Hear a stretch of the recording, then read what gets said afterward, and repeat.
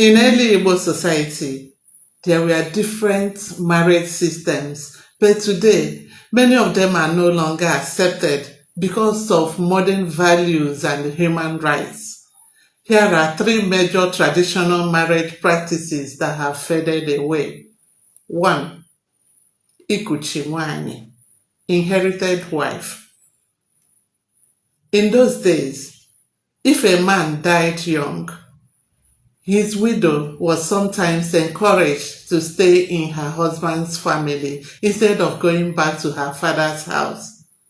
One of her husband's brothers could continue the marriage with her in order to support her and the children.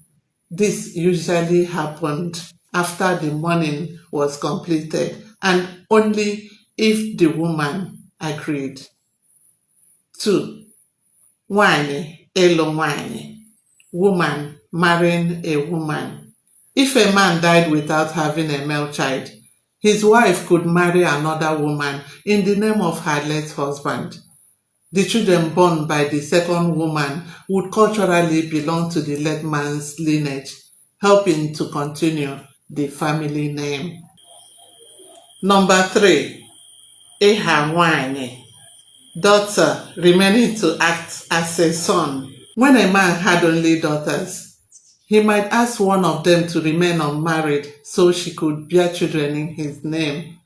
If she agreed, well, necessary rituals would be performed and she would start giving birth in her father's house to keep the lineage alive.